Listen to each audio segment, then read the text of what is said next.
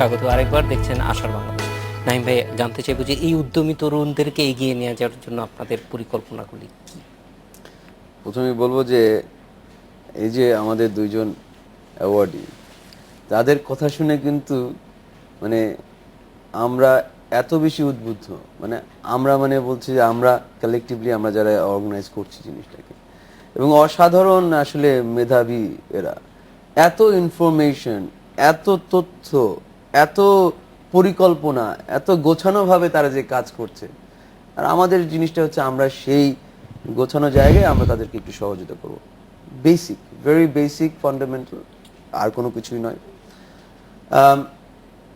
এখন আমরা যা শুরু করেছি খুবই ক্ষুদ্র আকারে, আসলেই 160 জন এসেছে এবং 160 জনের প্রত্যেকটা মানুষই, প্রত্যেকটা ছেলে মেয়ে কিন্তু এই অ্যাওয়ার্ড পাওয়ার যোগ্য, এবং তাদেরকে যতটুকু সম্ভব আমরা চেষ্টা করেছি ফ্যাসিলিটেট করা। এবং শুধুমাত্র সেখানে গিয়ে থেমে থাকছি না, আমাদের এটা একটা দীর্ঘমেয়াদী পরিকল্পনা রয়েছে। পরিকল্পনাটা কি সেটার যদি ব্যাখ্যা দিতে হয়, সেখানে আমার বলতে হবে যে এটা একটা চলমান প্রক্রিয়া। আজকে আমরা অ্যাওয়ার্ডগুলো দিলাম, এই 160 জন রয়েছে, এখানেই যে আমরা সীমাবদ্ধ থাকবো সেটা তো নয়। এই 60 জনের দায়িত্ব আমরা নিয়ে আমরা তাদেরকে গ্রুমিং করব। গ্রুমিং মানে কি? তাদেরকে ট্রেনিং দেওয়া যদি দরকার হয় সেখানে ট্রেনিং দেব, যেখানে তাদেরকে প্রজেক্ট প্রোফাইল করা দরকার, কোনো অর্থায়নের জন্য কোনো অধিদপ্তরের সাথে লিঙ্ক আপ করার জন্য, সেখানে আমরা গ্রুমিং করব। পরবর্তীকালে প্রসেস ওরিয়েন্টেড, যেহেতু সব কিছুই প্রসেস ওরিয়েন্টেড, স্বাভাবিকভাবে সেখানে সেই প্রসেস ওরিয়েন্টেড করার জন্য আমরা স্বাভাবিকভাবে পদক্ষেপ নেব। এইটা বলা না মানে যে আমরা তদবির করে জোরপূর্বক জিনিসটা উদ্ধার করব, সরকারের অর্থ তাদের কাছে বরাদ্দ দেবো, সেটা নয়। কিন্তু এটা প্রসেসের মধ্যে দিয়ে জিনিসটা নিয়ে আসা। এবং আজকে আমরা খুবই আনন্দিত হয়েছি যে আজকে আমাদের যতগুলো মানুষ এখানে উপস্থিত হয়েছে, যে কটা মন্ত্রণালয়ের অথবা অধিদপ্তরের ঊর্ধ্বতর কর্মকর্তা, তারা স্পেশালি বলেছেন যে আমরা এগ্রিমেন্ট, যেহেতু একটা গভর্নমেন্ট একটা আঙ্গিকে কাজ করে, একটা এগ্রিমেন্ট, ট্রাইপ্যাক্ট, এমওইউ করে সেই প্রসেসের মধ্যে তাদেরকে সার্বিকভাবে এদেরকে নিয়ে যাওয়া, সেই ট্র্যাকের মধ্যে ফেলে দেওয়া। এবং এই গ্রুমিংটা করাটাই হচ্ছে মূল উদ্দেশ্য, যে তাদেরকে ফ্যাসিলিটেট করা, সহযোগিতা করা, তাদের আরও যেই সব উদ্যোগ আছে সেখান থেকে তাদেরকে সাহস দেওয়া, এবং সার্বিকভাবে তাদের যেসব সমস্যাগুলো আছে সমস্যার সমাধান করা।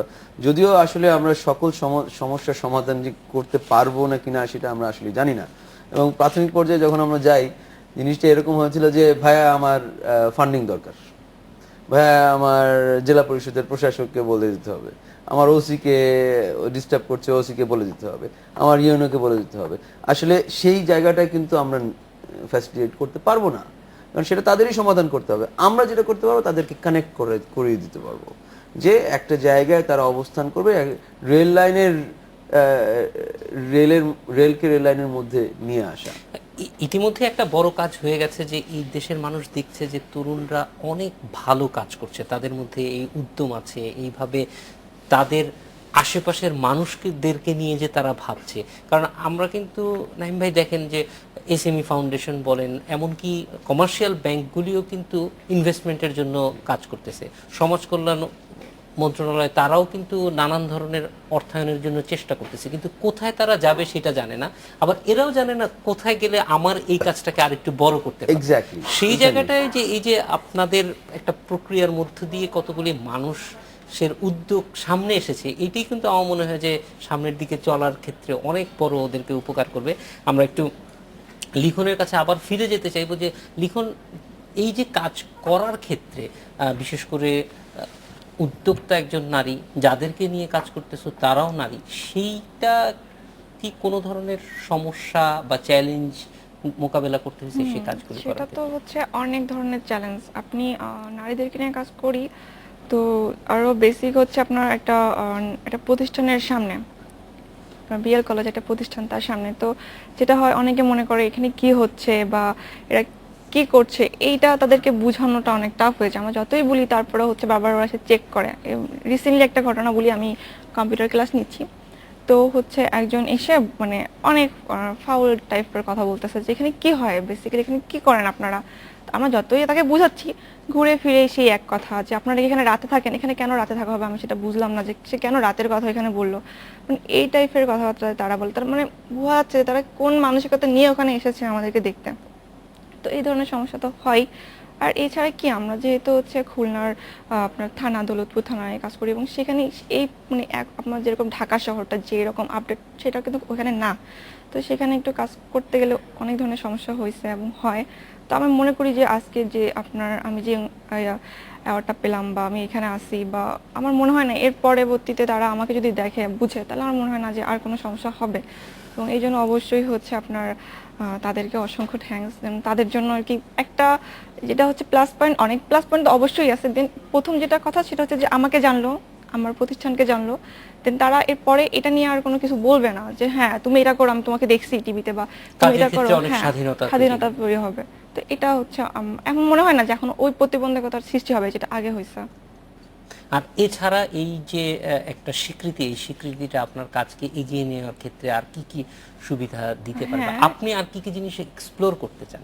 আমি বেসিক্যালি হচ্ছে আমার তো এই দুটোর উপরে হচ্ছে মূল কাজটা ছিল হচ্ছে দুটোর উপরে, আইটি ট্রেনিং এর উপরে। দেন আমি হচ্ছে ফান্ডিং একটা ব্যাপার থাকে, হ্যাঁ, কারণ আমি নিজে বা আমরা 4-5 জন মিলে আর কি যে পরিমাণে খরচ করতেছে এদের পিছনে, তারপর আমার মনে হয় না আর কোনো প্রজেক্টে ধরলে হয়তো এটা আর কি পিছিয়ে পড়ে যাবে। তো এই মুহূর্তে আর কি চাচ্ছি না, তবে যদি সেরকম কোনো ফান্ডিং এর ব্যবস্থা পাই তো আমরা আপনার সামাজিক যে কর্মকাণ্ডগুলো আছে। এই ফান্ডিংটা এখন কিভাবে আসতেছে?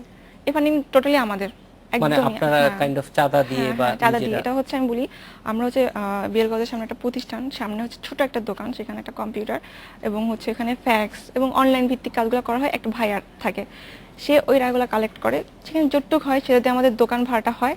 এবং তারপর আমরা আমাদের যে মান্থলি যে হচ্ছে আপনার ফ্যামিলি থেকে দেয় আমাদের, কিন্তু আমরা যে কজন শুরু করছে তাদের ফ্যামিলি ব্যাকগ্রাউন্ড যে খারাপ বা সেটা না, ফ্যামিলি থেকে দেয় সেটা থেকে আমরা করি। এবং আমাদের যে 100 জনের মতন হচ্ছে আমাদের নারী আছে এবং তাদের কারো কাছ থেকে কোনো ধরনের টাকা নেওয়া হয় না, বরং তাদের যখন ট্রেনিংয়ের পরে যখন তাদের এক্সাম পরীক্ষা নেওয়া হয় তাদেরকেও পুরস্কৃত করা হয়।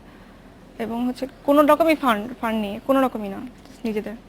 এখানে একটা কথা বলতে চাই যে আসলে কি একটা যে কোনো জায়গা থেকে যদি কোনো পদক্ষেপ নেওয়া হয়, আমরা দেখেছি যে আমরা কিন্তু বিশাল আকারে সাড়া পাচ্ছি অনেক জায়গা থেকে। আজকে আমরা একটা প্রোগ্রাম, এই জয় বাংলা ইউথ অ্যাওয়ার্ডের প্রোগ্রামটা করলাম, সেখানে গিয়ে একটা ফরেন কোম্পানি যারা বাংলাদেশ থেকে গার্মেন্টসে এক্সপোর্ট করে নিচ্ছে ফ্রান্সে, তারা আজকে আমাদের বলল যে আমরা তো আসলে প্রজেক্ট ওরিয়েন্টেড, আমরা গ্রান্ট দেই, নট লোন। আমরা অ্যাজ আ সিএসআর, আমরা সোশ্যাল কন্ট্রিবিউশন হিসেবে আমরা অনেক রকম গ্রান্ট দেই। তো আমরা এতই আনন্দিত যে আমরা এই কথাটা শুনে আমরা আপনাদের সাথে সংযুক্ত হতে চাচ্ছি। আপনাদের যেসব এরকম সোশ্যাল ডেভেলপমেন্ট প্রজেক্টস রয়েছে আমরা সেখানে সহযোগিতা, ফাইন্যান্সিয়াল সহযোগিতা করতে চাই। সো এইটা হচ্ছে this is what we want. এবং আমরাও এই যে আজকে আমি সেদিনও বলেছিলাম যে আমাদের এই প্রজেক্ট, এই ইয়াং বাংলার যে উদ্যোগটা, এবং স্বাভাবিকভাবে এখানে প্রচুর অর্থ লাগে, ব্যয়বহুল প্রজেক্ট, প্রত্যেকটা আমাদের জায়গায় যেতে হচ্ছে, XYZ সো ফোর্থ। আমরা কিন্তু কোনো সরকারি ফান্ড নিইনি, 1 টাকা পরিমাণ আমরা সরকারি ফান্ড নিইনি। টোটাল ফান্ডিংটা এসেছে হচ্ছে বাংলাদেশের কর্পোরেট হাউস থেকে অ্যাজ আ সোশ্যাল কন্ট্রিবিউশন হিসেবে। সো এইটাও কিন্তু একটা ট্রেন্ড আমরা শুরু করার চেষ্টা করছি যে কর্পোরেট হাউস এটা, এবং এখানে অবশ্যই সরকারি এবং বেসরকারি একটা সহযোগিতা একসঙ্গে কাজ করার ক্ষেত্র তৈরি হয়। অ্যাবসলিউটলি। ভাই, আবার আপনাদের কাছে ফিরে আসবো একটা বিরতির পর। আশা বাংলাদেশের নিচে আরো একটি বিরতি, ফিরছি।